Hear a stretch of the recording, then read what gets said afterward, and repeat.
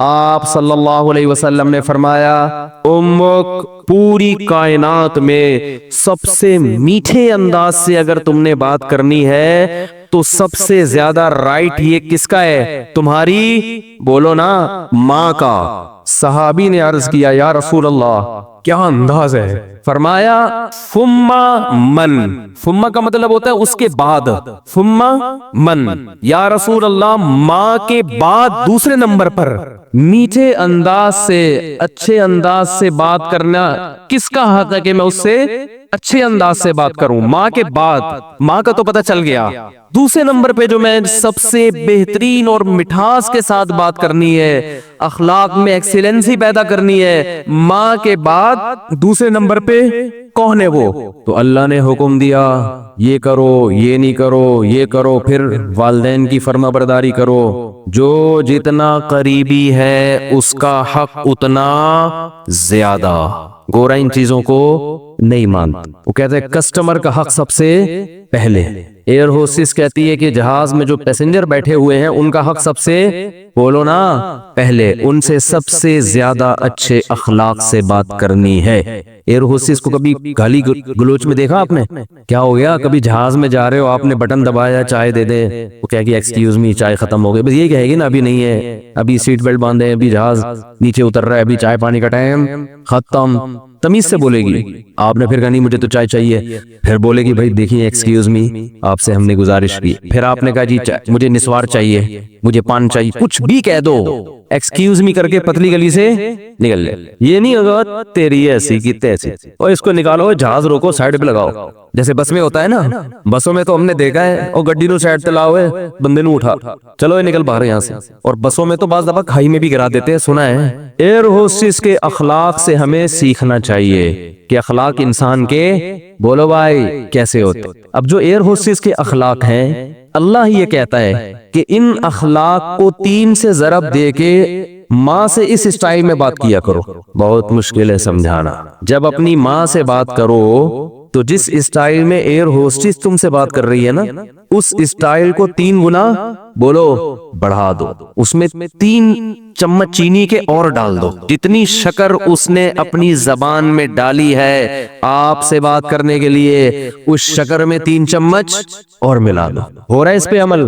بولو نا بھائی۔ لوگ بھی کیمرے میں کہہ رہے ہوتے ہیں پتہ نہیں بولتے کیوں نہیں ہے، لوگ جو یوٹیوب پہ دیکھ رہے ہوتے ہیں نا ویڈیو، کہہ رہے ہیں یار یہ کیا ہو گیا، بول کیوں نہیں رہے؟ اتنا زور سے بولا کرو کہ لوگوں کو آواز چلی جائے۔ نبی صلی اللہ علیہ وسلم کے پاس ایک صحابی آئے، بخاری مسلم کی حدیث، یا رسول اللہ من احق الناس بحسن خلقی، حسن خلق ہے اخلاق کا حسن۔ حسن جو ہے نا عربی میں بیوٹی سے اوپر کی چیز ہے، یاد رکھو۔ تو اب ماں سے اچھا سلوک کس کے لیے ہو رہا ہے؟ اللہ کے لیے، تو یہ بھی عبادت ہے نا، تو اس میں بھی کیا پیدا کی جائے؟ ایکسیلنسی۔ ابا سے اچھا سلوک کس کے لیے ہو رہا ہے؟ میں دنیا کے لیے تھوڑی، ابا نے تو پال پوس کے بڑا کر دیا، اب ابا کی کیا ضرورت ہے؟ اب تو ابا کے کھانے کا ٹائم آ گیا، اب ابا آپ سے پیسے مانگیں گے۔ تبھی گورے تو وہی اولڈ ہوم میں جمع کرا دیتے ہیں نا کہ یار ترقی کی راہ میں کیا بن رہے ہیں، یہ رکاوٹ بن رہے ہیں، تو ٹینشن پالنے کی ضرورت ہی نہیں ہے۔ ابا اماں کو پورا نچوڑ لیا، تب جب بڑے ہو گئے تو ابا اماں کیا لگتے ہیں؟ فل ٹینشن، کھانس رہے ہیں، کورونا کا خطرہ بھی ان کو زیادہ ہے، ٹھیک ہے نا، اور بوڑھے ہیں نا، اور ابا تو فل ٹینشن ہوتے ہیں بڑھاپے میں، اماں تو پھر بھی تھوڑا خیال کر لیتی ہیں۔ ابا جتنی نصیحتیں جوانی میں کرتے ہیں نا، بڑھاپے میں 10 گنا اس کی سپیڈ بولو بھائی بڑھ جاتی ہے۔ تو اب وہ جوانی میں نصیحتیں برداشت نہیں ہو رہی تھی، اب ابا کے بڑھاپے کی نصیحتیں تو کیونکہ جوانی میں برداشت نہیں ہو رہی تھی، حالانکہ اس وقت تو ابا سے پیسے بھی ملتے تھے، اب تو پیسے دینے پڑ رہے ہیں، اب کہاں سے نصیحت برداشت ہوگی؟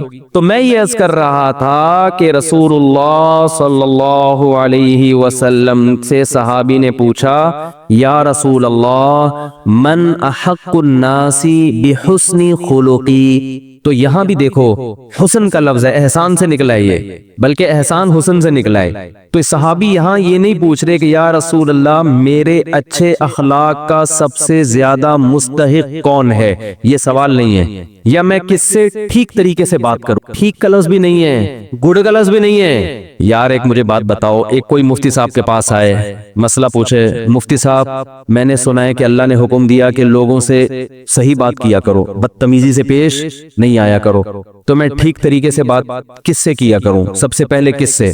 تو ہم بتا دیں گے بھئی سب سے پہلے ماں ہے، پھر باپ ہے، پھر باقی لوگ ہیں، یہی بتائیں گے نا. ہمارا اسٹائل کیا ہوگا؟ یہ ہوگا. لیکن صحابی نے یہ سوال نہیں پوچھا کہ میں ٹھیک طریقے سے کس سے بات کیا کروں، سب سے پہلے اس کا مستحق کون ہے.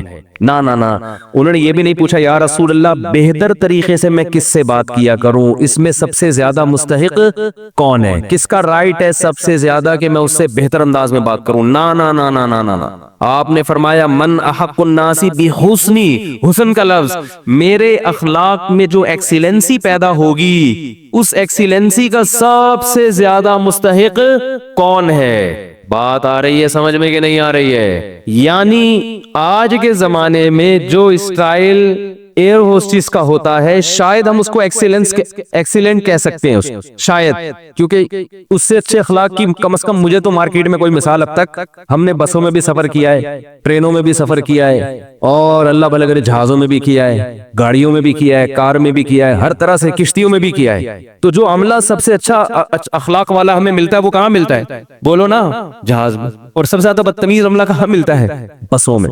پیشاب کے لیے گاڑی رکوا لو، پیشاب رک جاتا ہے آدمی کا ٹینشن سے، وہ اتنی ہارن بجا رہا تھا، پاں پاں بجا رہا تھا. بیٹھ بھائی، نماز کے لیے رکوا لو. سب ایک جیسے نہیں ہوتے، نماز کے لیے بعض دفعہ روکنا مشکل ہو جاتا ہے، نماز ہی نہیں پڑھنے دے رہے ہوتے. تو پھر اپنی عزت اسی میں ہے کہ آپ ڈرائیور سے تمیز سے بات کریں. W11 میں سفر کرو، کنڈکٹر کو دیکھا ایکسکیوز می پلیز تھوڑا سا کرایہ دے دیں آپ. کبھی دیکھا آپ نے کنڈکٹر کو W11 میں؟ ہے بھائی، گھسیڑتا رہے گا بندے.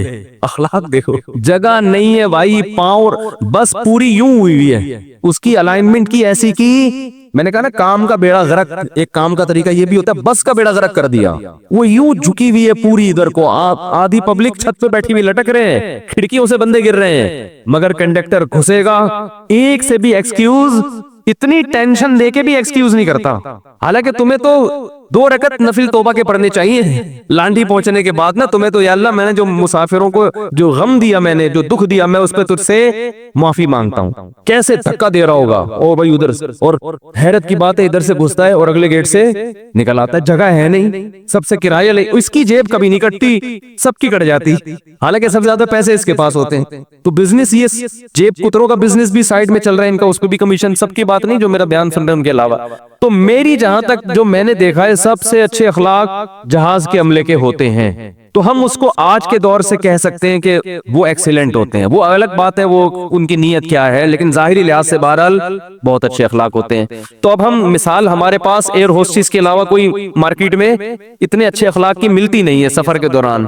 تو دنیا بھی ایک مسافر خانہ ہے. تو اب حدیث کا مطلب کیا ہوا؟ صحابی نے پوچھا یا رسول اللہ میں اپنے اخلاق میں جو ایکسیلنسی پیدا کروں تو اس ایکسیلنسی کا سب سے زیادہ مستحق کون ہے، یعنی سب سے زیادہ میٹھے انداز سے بات میں کس سے کروں. آپ یوں بھی کہہ سکتے ہیں آج کی زبان میں، جب میں بات کسی سے کروں تو اس میں شکر گھولوں میں، تو سب سے زیادہ چینی اور سب سے زیادہ شکر کس سے بات کرتے ہوئے اپنے کلام میں گھولوں. بات آ رہی ہے سمجھ میں؟ آپ صلی اللہ علیہ وسلم نے فرمایا امک، پوری کائنات میں سب سے میٹھے انداز سے اگر تم نے بات کرنی ہے تو سب سے زیادہ رائٹ یہ کس کا ہے؟ تمہاری، بولو نا، ماں کا.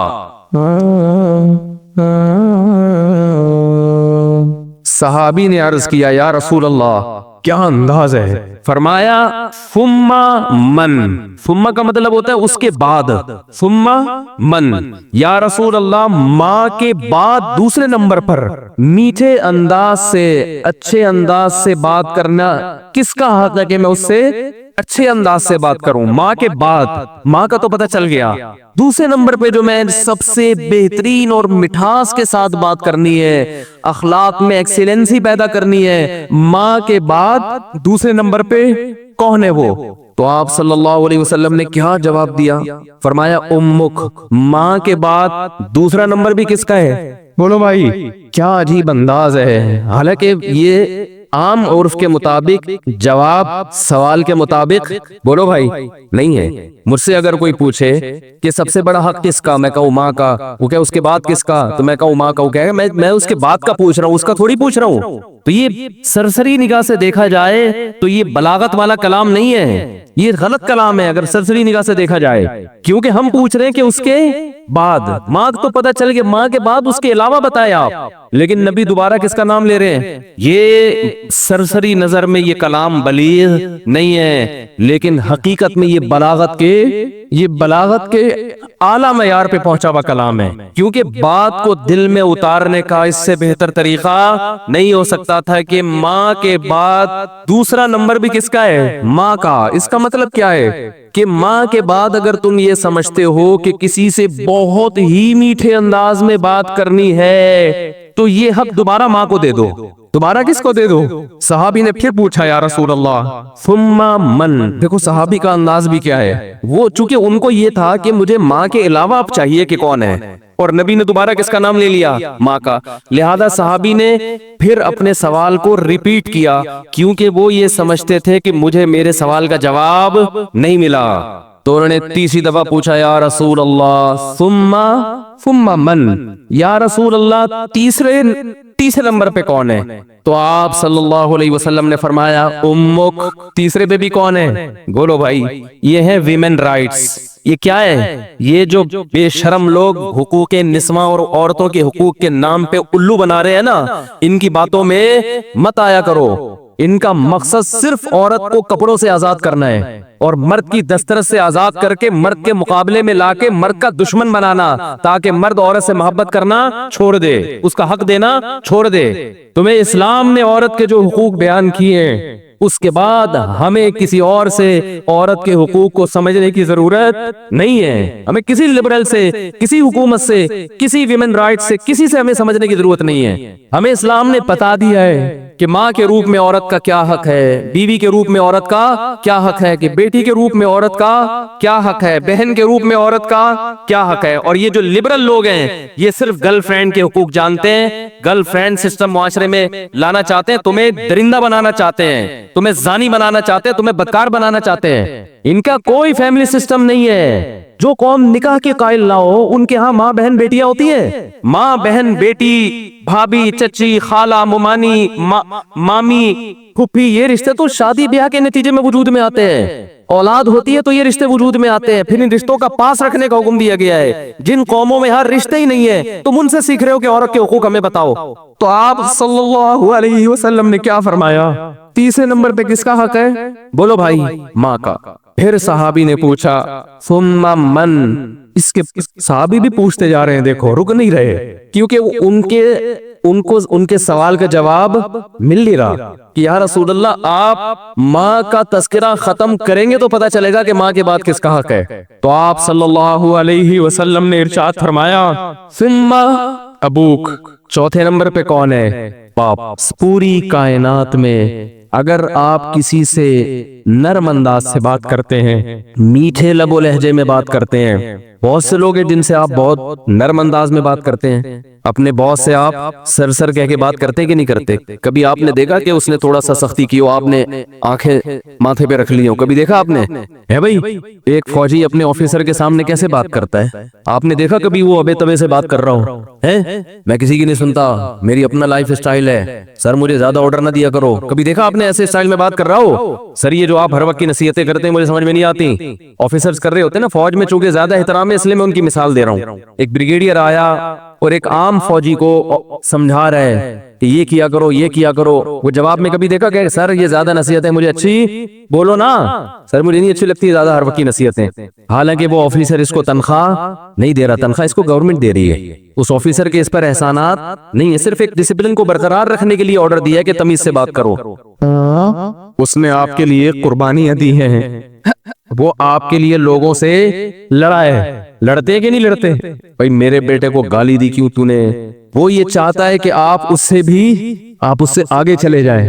آپ کی ماں نے جو آپ کو بچپن میں محبت سے پالا، عزت کے ساتھ، تو ماں کو یہ شیلٹر کس نے دیا ہے بھائی؟ باپ نے۔ باپ اگر نہ شیلٹر دیتا، وہ اتنی محبت کے ساتھ نہیں پالتی۔ یہ ٹاپک مجھے چینج کرنا پڑے گا، میری میٹر جو ہے نا شارٹ ہو جاتا ہے، بولا نہیں جاتا اس ٹاپک پر۔